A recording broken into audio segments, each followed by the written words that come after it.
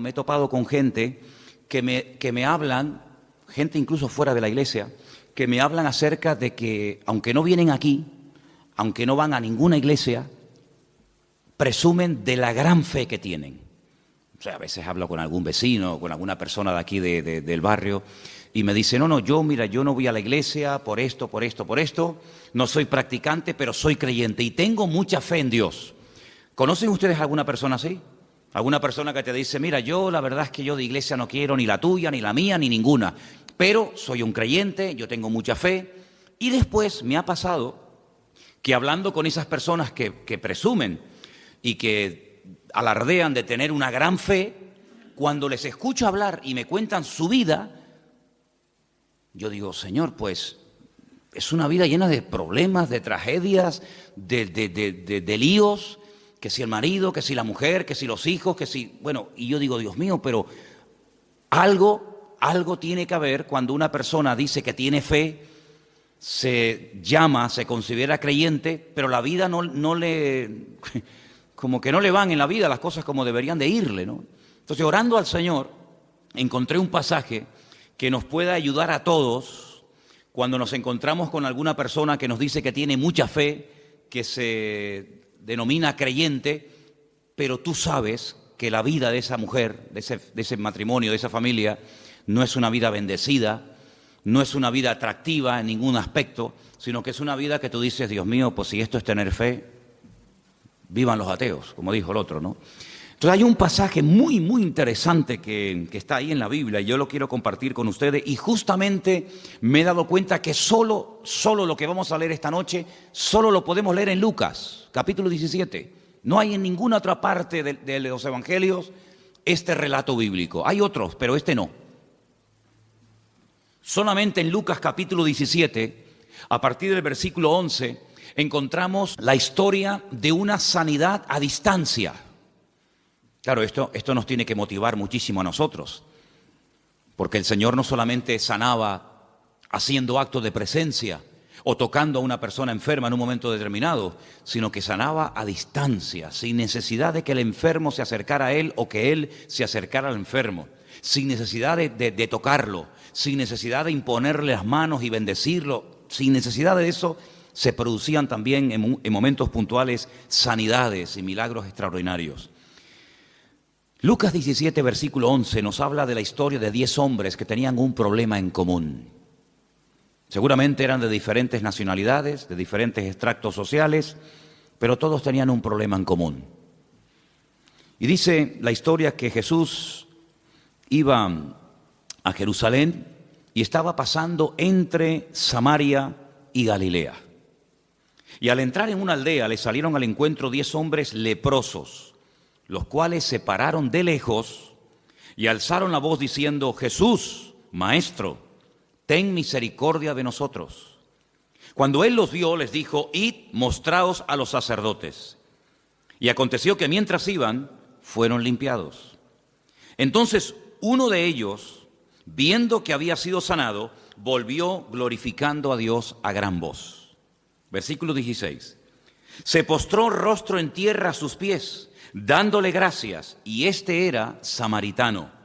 Respondiendo Jesús le dijo, ¿no son 10 los que fueron limpiados, y los 9, dónde están? No hubo quien volviese y diese gloria a Dios, sino este extranjero. Y le dijo, levántate, vete, tu fe te ha salvado. ¿Cuántos dicen amén?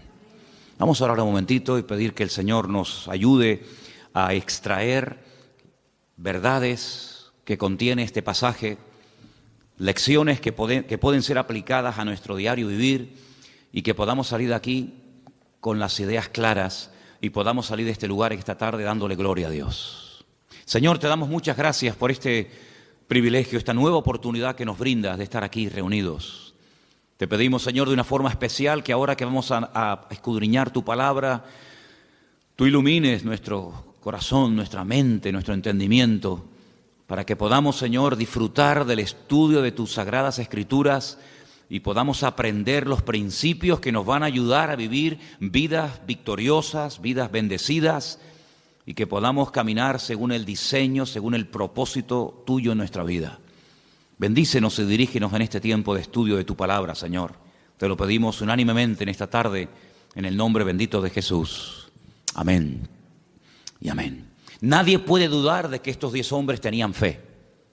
Nadie puede dudar de eso. Los leprosos no podían vivir en comunidad. Según la ley, los leprosos, puesto que tenían una enfermedad contagiosa, tenían que dejar, en el caso de que estuvieran casados, sus esposas, sus hijos, sus maridos, en el caso de que fueran mujeres, tenían que dejar sus negocios, sus propiedades y marcharse a lugares lejanos donde no habitara nadie, puesto que, como acabo de decir, la lepra es una enfermedad tremendamente contagiosa y destructiva. Eran personas evidentemente sin ninguna esperanza. Ellos sabían que con el tiempo no iban a ir a mejor, sino al contrario, iban a terminar muriendo de aquella terrible enfermedad. Una enfermedad que la primera constancia, el primer ejemplo que tenemos en la Biblia de una persona leprosa, curiosamente fue una mujer. Una mujer que por hablar mal de su hermano, de Moisés, quedó leprosa durante varios días. Y la Biblia dice que todo el pueblo estuvo detenido sin poder avanzar en rumbo a la tierra prometida porque estaban esperando a que ella fuera sanada. Y fue sanada porque dice la Biblia que reconoció su pecado y el Señor la restauró y pudieron seguir avanzando. Así que ese es el primer ejemplo bíblico que tenemos de una persona que quedó leprosa. Por eso los judíos siempre asocian toda enfermedad de la piel, toda enfermedad que tenga que ver con la piel o con cuestión de la lepra, con el hablar mal, con el criticar, con el juzgar, con el quejarse, con el murmurar. Siempre en la mentalidad, en la cultura judía, toda enfermedad que tiene que ver con la piel siempre la asocian con una forma destructiva o negativa de hablar. Así como cada enfermedad tiene, digamos, el sentido, hay 5 sentidos y cada enfermedad tiene un sentido que a través de la mala utilización de ese sentido pueden venir ciertas y determinadas enfermedades. En la Biblia se relaciona el hablar mal con enfermedades cutáneas, con enfermedades de la piel, incluso la lepra.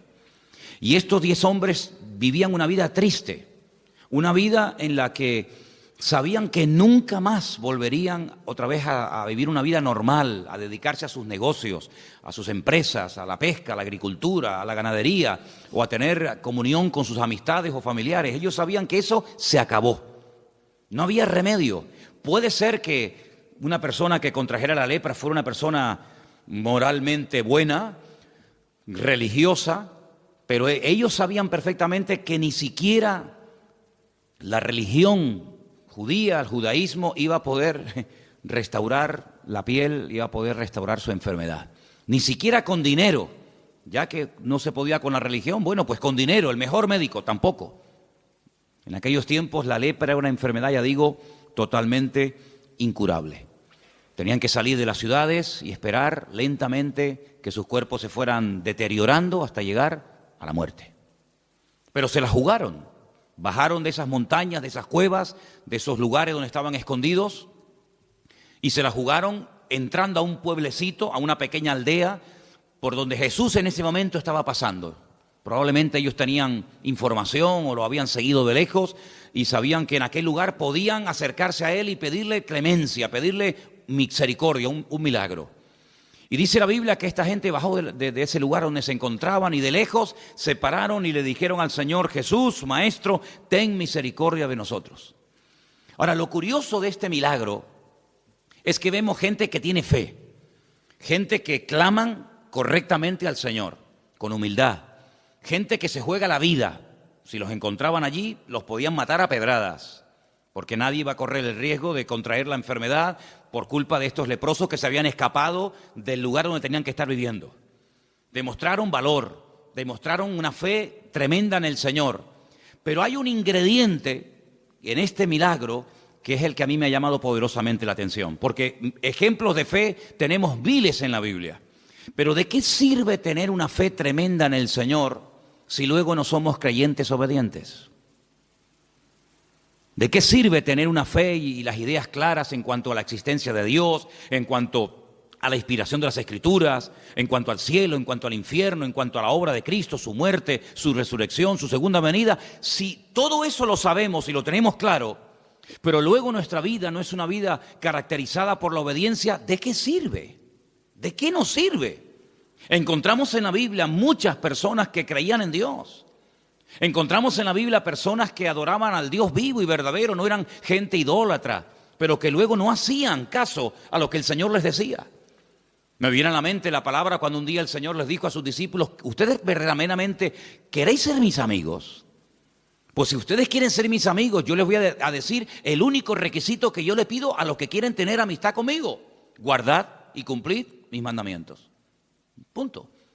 Y Juan escribe años más tarde en una de sus cartas y dice que los mandamientos del Señor no tienen que ser gravosos, es decir, no nos tiene que costar una barbaridad cumplirlos, porque si le amamos, pues para nosotros debería ser un deleite cumplir con sus mandamientos y no ser una pesada carga que parece que aquello más que una bendición es una penitencia, es un castigo. Entonces vemos en estos hombres que sí, tenían mucha fe, pero hay un momento en el que el Señor les dice que hagan algo fuera de toda lógica. Volvamos otra vez al texto. Cuando ellos alzan la voz en el versículo 13 y piden al Maestro, piden al Señor misericordia, dice que el Señor les dice: id y mostraos a los sacerdotes. Ahora, esto de la lepra es algo muy amplio, nos faltaría mucho tiempo para estudiar en detalle cuáles eran los síntomas. ¿Por qué un sacerdote, que eran los que examinaban a la gente del pueblo, tomaba la decisión y declaraba: tienes que irte del pueblo? La Biblia nos detalla qué color, qué tamaño tenían las llagas, las heridas, qué síntomas presentaban. Y en el supuesto caso, porque la ley también hablaba de que en el supuesto caso de que esta enfermedad remitiera y quedaran sanados, pues había todo un ritual enorme, que ya me acuerdo que un día lo compartí aquí en la iglesia, de todo lo que tenía que hacer un hombre o una mujer cuando supuestamente se creía y se le declaraba sano. Entraba en un periodo de cuarentena, tenía que cortarse todos los pelos de su cuerpo, las cejas, la barba, el bigote, las pestañas, y todo eso tiene una razón de ser. Tenía que hacer una serie de sacrificios, en fin, un ritual muy interesante, pero vamos, que no viene al cuento ahora. Pero lo que sí quiero destacar es que eran los sacerdotes del pueblo de Israel los que te declaraban enfermo o los que te declaraban sano. Si te declaraban enfermo, amigo, tienes que irte inmediatamente. No puedes posponer esto para el año que viene, porque cuanto más tiempo tardemos en tomar, peor nos puede ir a todos. En el supuesto caso de que ellos te declararan sano, tenías que entrar en un periodo de tratamiento y confirmar efectivamente que aquello había sido un auténtico milagro. Ahora, si notamos el pasaje, lo hemos leído ya detenidamente, notamos que cuando el Señor le dice a los leprosos: id y mostraos a los sacerdotes, les está dando una orden. Pero ellos no han sido sanados. Ellos no han visto sus manos, sus heridas, sus cicatrices, y han visto que automáticamente han desaparecido. Y bueno, pues tenemos que ir, lógicamente, porque tú dices que has sido sanado, pero el que te tiene que declarar sano son los sacerdotes. No es que mañana te vas otra vez a vivir a la casa con tu mujer o con tus hijos, sino que tienes que pasar previamente por la consulta del sacerdote. Y cuando uno ha sido sanado o cree que ha sido sanado, el ir al sacerdote pues es lógico, pero es que ellos no han sido sanados. Cuando ellos reciben la orden de id y mostraos a los sacerdotes, es un acto de obediencia. Ya la fe la han demostrado, por eso han bajado de la montaña, por eso han clamado al Señor, por eso han ido al Señor y no han ido a otra persona.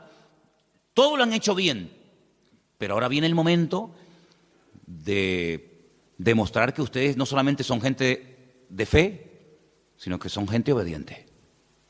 Y cuando se asocia, cuando se mezcla, se junta la fe y la obediencia, amigo,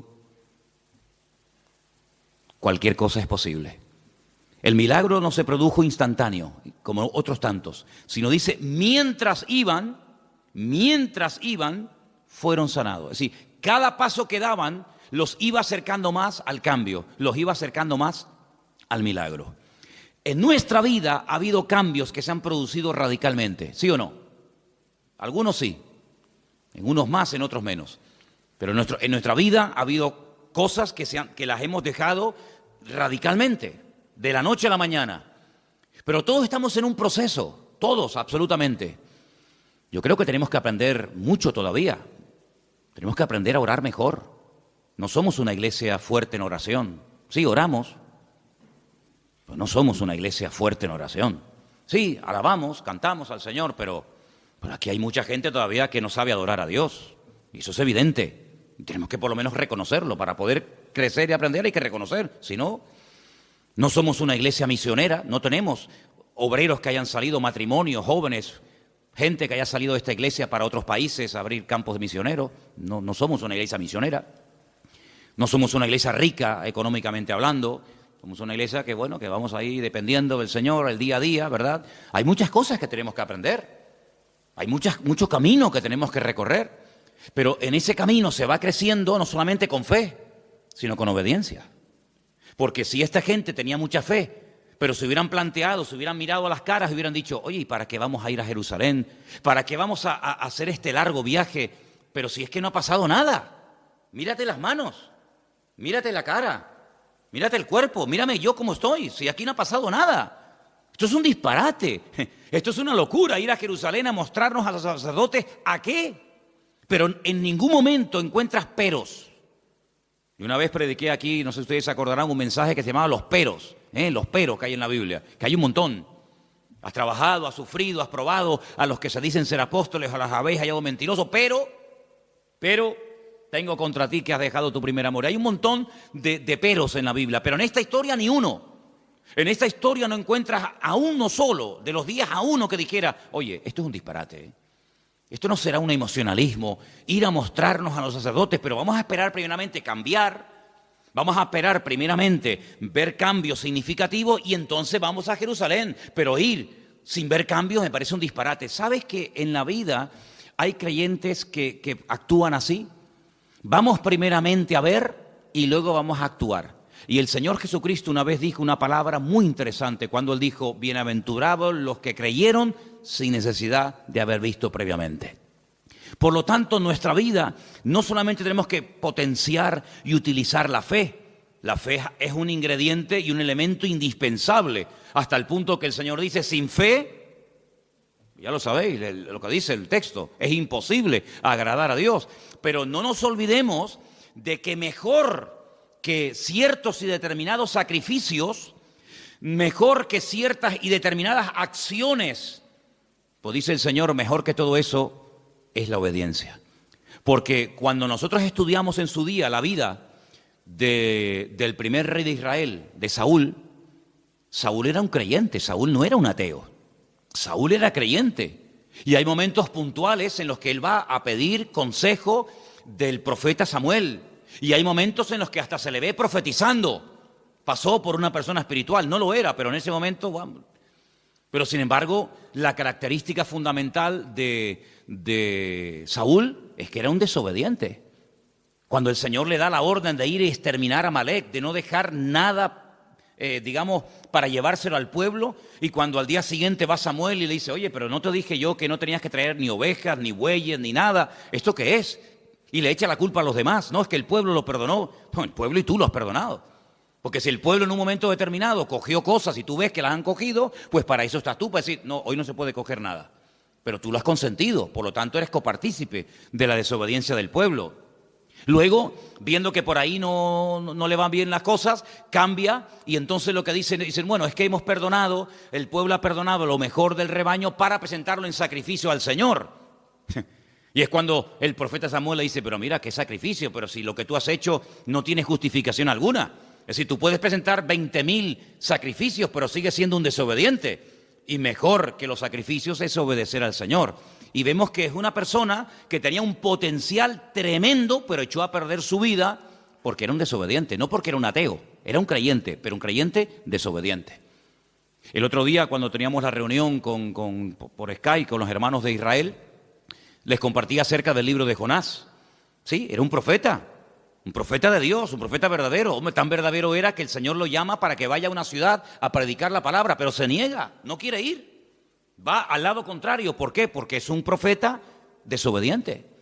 Luego, incluso una persona puede estar en el ministerio, llamarse pastor, apóstol, profeta o lo que sea, y ser en el fondo un desobediente.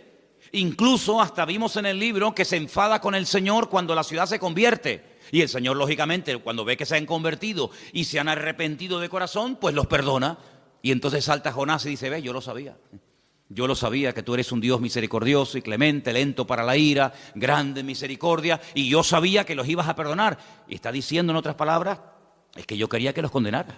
Yo no quería que se arrepintieran y tú los perdonaras. Entonces, ¿pero qué tipo de profeta es ese? ¿Qué tipo de predicador es ese que se convierte en una ciudad entera y se enfada? Entonces, ¿qué es lo que tú querías? Pues que le viniera el palo encima. Y me llamaba la atención que cuando el Señor confronta a Pedro, en aquella conversación que tiene con él en el mar de Galilea, y le dice: Pedro, ¿tú me amas? Y le dice: sí, Señor, tú sabes que yo te amo. Y muchas veces cuando hablamos de este encuentro, de este momento de restauración, pues decimos lo que acabo de decir yo ahora.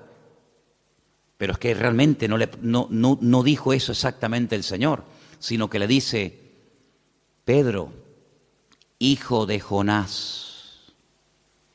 Y ahí nos damos cuenta de que el padre de Pedro se llamaba Jonás.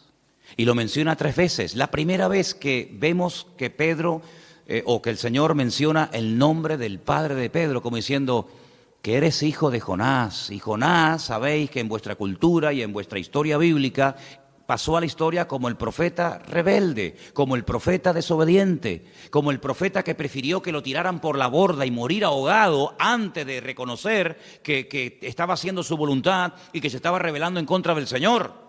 Y que se enfada con el Señor cuando la gente cambia de vida y se convierte. Hijo de Jonás, que tú estás actuando con el espíritu de Jonás.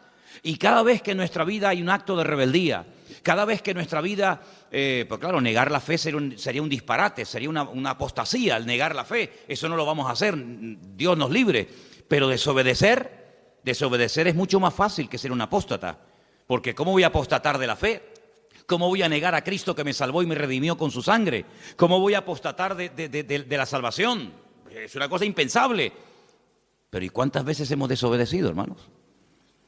Parece como que no le damos tanta importancia. Sí, el apóstata, oh, madre mía, negó al Señor, traicionó al Señor, vendió al Señor. Y eso lo elevamos a la máxima potencia. Pero es que hay algo peor. Y es ser un creyente desobediente.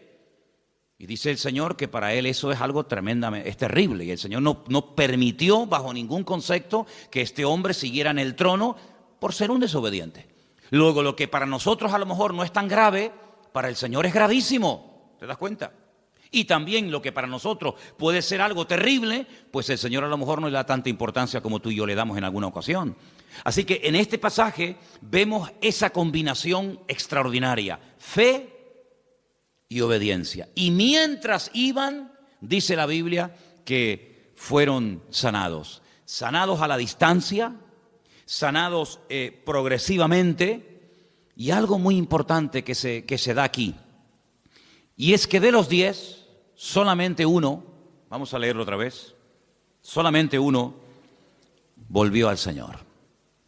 Entonces uno de ellos, versículo 15, viendo que había sido sanado, volvió glorificando a Dios a gran voz. Se postró, rostro en tierra a sus pies, dándole gracias, y este era samaritano. Del que menos esperaba, al final fue el que les dio un ejemplo a todos los demás. Jesús entonces le dice: ¿no son 10 los que fueron limpiados? ¿Te das cuenta cómo el Señor esperaba que vinieran los 10? ¿Y los 9 dónde están? ¿No hubo quien volviese y diese gloria a Dios, sino este extranjero? Y le dijo: levántate, vete, tu fe te ha salvado. Qué tremendo, ¿no? Cuando recibimos contestación a una oración, cuando pedimos que el Señor nos guarde en un viaje y regresamos del viaje, o cuando le pedimos al Señor que nos guarde en la carretera y nos guardó, o cuando le pedimos al Señor que nos supliera aquella necesidad, o que se abriera aquella puerta, o que nos llamara aquella persona, o que ocurriera tal circunstancia, después nos paramos y decimos: oye, se lo pedimos al Señor, pero no le hemos dado gracias. Creo que les conté que este verano, cuando estuvimos de vacaciones en la península, fuimos un día, Elena y yo, a Portugal, y allí perdí el móvil. En la frontera entre España y Portugal hay un pueblo donde hay unas murallas muy bonitas y está siempre lleno de gente. van muchísimos turistas a pasear y hay muchos restaurantes y la gente va a comprar cosas. Y allí se me perdió el móvil. Y bueno, cuando me di cuenta que había perdido el móvil con todos mis datos y los teléfonos y todo, pues uno dice, Señor, ¿y qué hago? Allí oramos una oración tremenda. Y el teléfono apareció, ¿sabes? Volvimos otra vez a Portugal, volvimos otra vez, y entrando por ese pueblecito donde estaba lleno de gente, pues resulta que un chico me llama a lo lejos y creo que oyó algo de la conversación de que estaba buscando un móvil y me localizó y me lo entregó. Y fue un milagro. Pero después nos tuvimos que parar y decir, con la misma intensidad con la que te clamamos y te pedimos que nos ayudaras en este problema, con la misma intensidad tenemos que dar gracias al Señor. Lo que no puede ser es que pataleemos, lloremos, nos tiremos al suelo, gritemos, nos revolquemos, pidamos todo tipo de misericordia y todo tipo de verdad, de gestos y de palabras, y luego a la hora de recibir la respuesta seamos incapaces de decir gracias, Señor, porque aquello se resolvió porque tú interveniste, porque tu nombre fue glorificado y tenemos que ser personas agradecidas.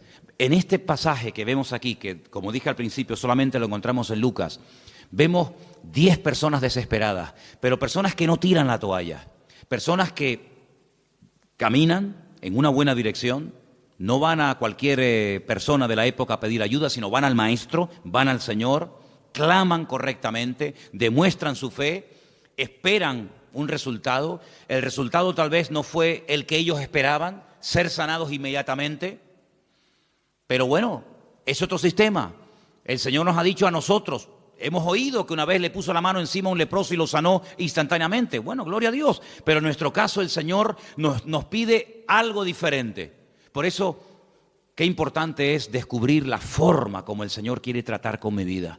No copiar, no imitar, no envidiar la forma como Dios trata a fulano o a mengano, sino tú y el Señor y tú, descubrir la forma particular y privada como el Señor te trata a ti como hijo y como hija suya. Un acto de obediencia. ¿A dónde quieres que vayamos? ¿A Jerusalén? ¿Dónde estaban? El capítulo empieza, o la historia dice, yendo a Jerusalén, pasaba entre Samaria y Galilea.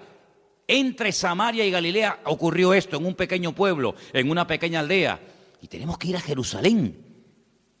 Perdonen, pero ¿y esta pateada? ¿Para qué? ¿No nos puede sanar aquí? ¿Para qué tenemos que ir a Jerusalén? A lo mejor 5 horas caminando, 4 horas, no sé. Horas caminando. Pero es lo que el Señor nos pide a nosotros. Es lo que el Señor nos está pidiendo a cada uno de nosotros. Yo pregunto, ¿estamos dispuestos a obedecer al Señor en lo que nos pide? ¿Por qué a veces somos tan testarudos y cuestionamos y retrasamos lo que sabemos que en el fondo tenemos que hacer? ¿Por qué? Porque todos dentro de nosotros tenemos un espíritu de rebeldía. Porque todos dentro de nosotros cuestionamos muchas veces lo que no tenemos jamás que cuestionar. Si el Señor nos dijera, ¿queréis que yo te ayude, que responda a tus oraciones? Vete caminando esta noche al Teide de rodillas. Sí, pero Señor, ¿cómo es esto? ¿Pero te imaginas que el Señor nos dijera a nosotros hoy en día esto? ¿Te imaginas que el Señor nos pusiera barro en los ojos y nos dijera, vete a la playa de las Teresitas y cuando llegues allí te bañas? Es un disparate, es una locura. ¿Te imaginas que el Señor nos dijera, ¿quieres que te dé la petición que tienes tanto delante de mi presencia? Pues lo que tienes que hacer es irte caminando de aquí a Weimar. Y mientras vas caminando, ahí vendrá la respuesta. El Señor a nosotros no nos ha pedido esto. Yo creo que somos la generación en la que nunca nos lo ha puesto tan fácil a los creyentes el Señor el obtener respuestas a nuestras oraciones. Y yo veo en la Biblia que hay momentos en los que la gente tiene que hacer un esfuerzo. Aquí tenemos un ejemplo. El pobre ciego que lo manda caminando al quinto pino de Jerusalén, teniendo un estanque al lado que como es el de Betesda. Yo veo en la Biblia que hay momentos en los que el Señor le pide a personas cosas que yo no sé, con toda honestidad, si me las pidiera a mí, si yo las haría.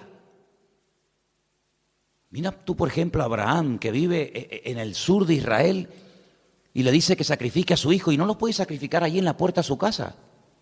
3 días caminando, hermano. 3 días caminando. Y 3 días después de vuelta. Para subir a un monte a sacrificar a su hijo. Pero bueno, ¿y qué más da matarlo aquí que matarlo allá? Que matarlo en la puerta de mi casa, que matarlo encima de la cama.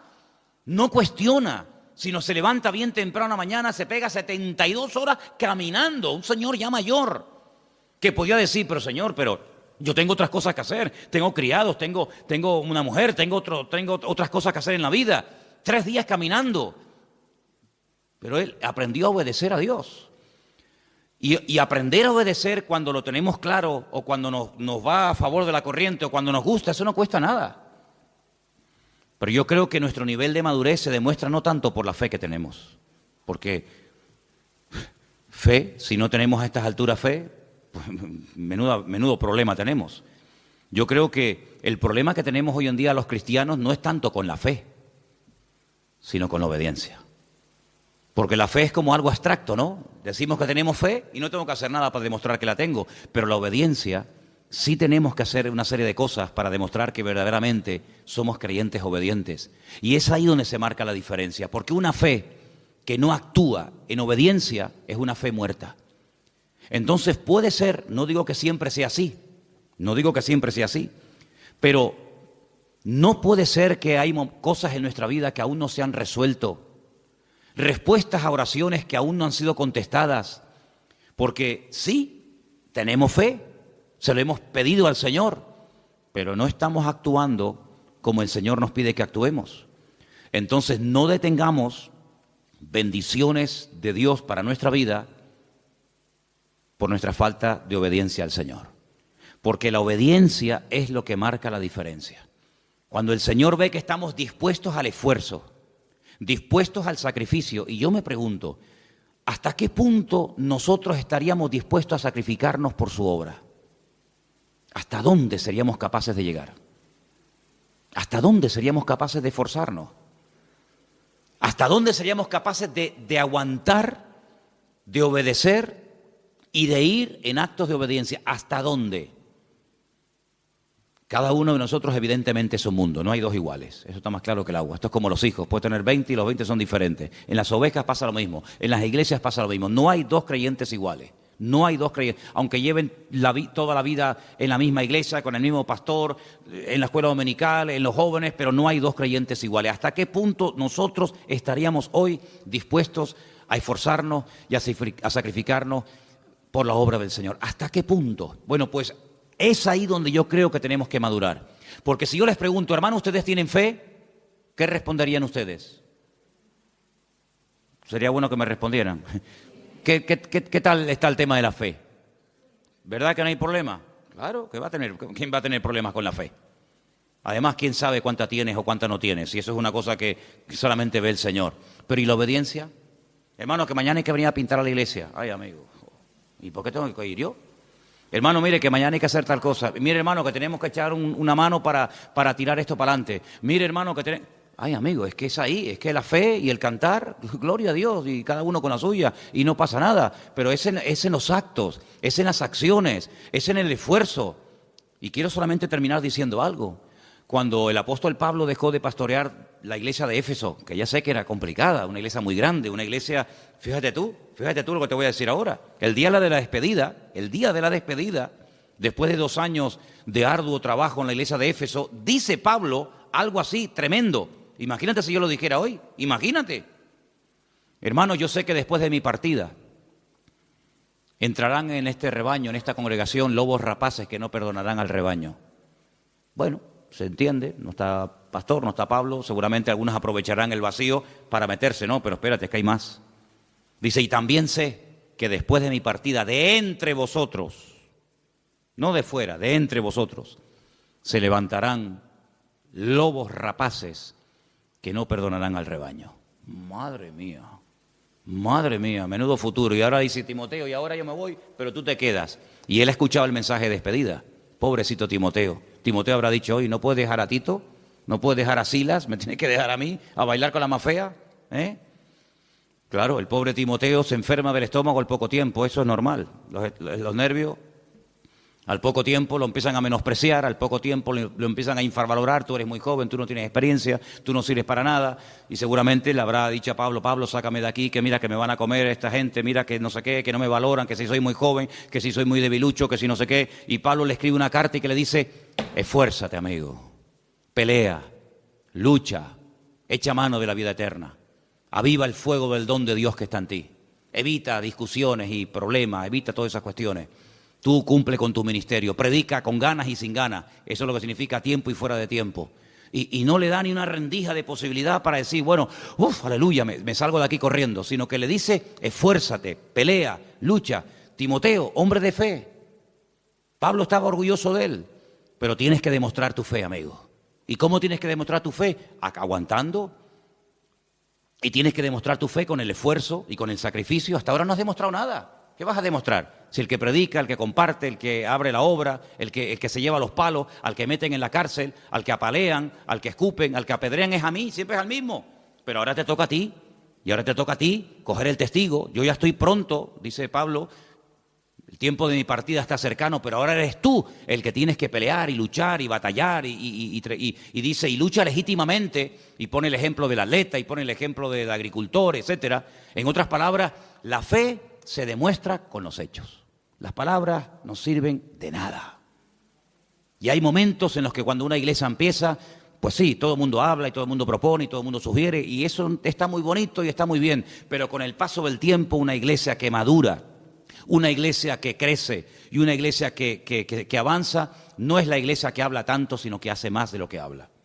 Y yo creo que nosotros, queridos hermanos, hemos llegado ya a un punto en nuestra vida particular, ministerial y como congregación en la que tenemos que darnos cuenta de que la fe lo tenemos superado. No es que tengamos una fe a prueba de bomba, ni seamos un experto en fe. No tenemos una fe, pues como tiene que estar, bien.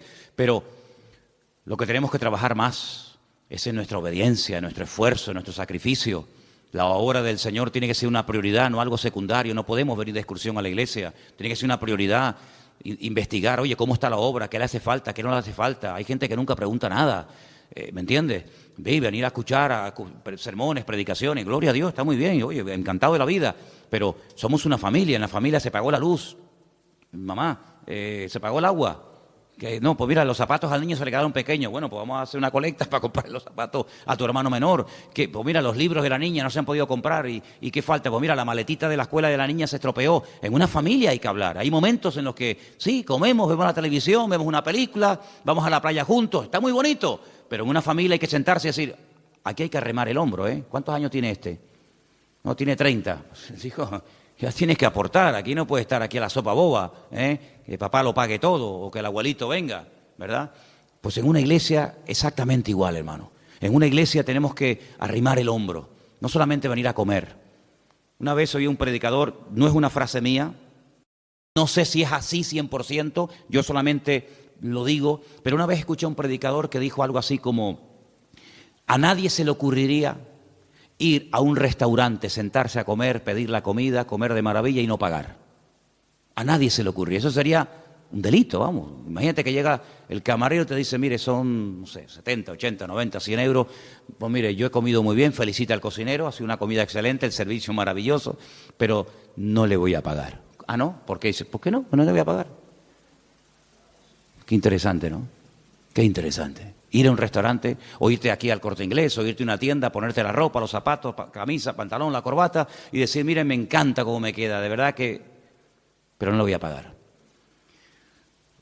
En la obra del Señor muchas veces nos acostumbramos a vivir única y exclusivamente de la gracia de Dios. Señor, dame, dame, dame, dame y dame. Y no es que nosotros tengamos que pagarle al Señor, ¿qué le voy a pagar yo al Señor? Pero sí tenemos que partir de la base de que el Señor ha puesto bajo nuestra responsabilidad su obra aquí en la tierra. Cuando el apóstol Pedro le dijo 3 veces, Señor, tú sabes que yo te amo. Muy bien, si usted dice que me ama, yo ahora te voy a poner a prueba. Apacienta mis corderos, apacienta mis ovejas, atiende a mis rebaños. Si me amas, ahora tienes que demostrarlo. Decirlo no cuesta nada. Decirle a tu esposa o a tu marido, te amo, cariño, eso no cuesta nada. Te amo, ya está. ¿Verdad? Te amo. Pero amigo, es la convivencia, es el trato diario, es el aguantar, es el colaborar, ¿verdad? En la obra del Señor, el decir te amo no cuesta nada. Hay canciones, nosotros tenemos algunas canciones donde creo que sale la frase, yo para las letras de las canciones soy muy malo, pero creo recordar que tenemos varias canciones en las que le decimos al Señor, te amo. Perfecto. Pero no solamente hace falta expresar nuestra fe al Señor, hace falta expresar nuestra obediencia al Señor. Y es ahí donde las iglesias marcan la diferencia. Pasar de la teoría, pasar a la práctica. Y quiero ya terminar diciendo algo. Si los 10 leprosos hubieran dicho, no vemos sentido, no le veo importancia a esto de ir a Jerusalén a mostrarme a un sacerdote, ¿para qué? Esa gente, créanme, se hubieran vuelto a su cueva o a su montaña donde vivieran exactamente igual de leprosos. Pero no igual, sino peor, porque tuvieron la oportunidad de su vida y la dejaron escapar. Yo creo que como creyentes se nos presentarán, no digo todos los días, sería tal vez una exageración por mi parte, pero yo creo que de vez en cuando a lo largo de la vida, del camino, se nos presentan oportunidades. Y esas oportunidades que se nos presentan en la vida tenemos que saber aprovecharlas, porque si las aprovechamos, actuamos con fe y con obediencia, yo creo que el Señor nos bendecirá y el Señor nos va a sorprender y se abrirán nuevos campos y nuevas puertas que de otra manera permanecerán cerradas durante mucho tiempo. Por lo tanto, vamos a echar mano de la fe, amén, hermanos, pero vamos también a obedecer al Señor en todo cuanto Él nos pida. Oportunidad que se nos presente para hacer algo, para lo que sea, vamos a arrimar el hombro, vamos a decirle, Señor, te amo, pero cuenta conmigo. Señor, tengo fe en ti, pero también te obedezco. Porque ¿de qué sirve tener mucha fe si después nuestra vida no es una vida de obediencia y de acatar 100% la palabra del Señor? ¿Estamos de acuerdo, hermanos?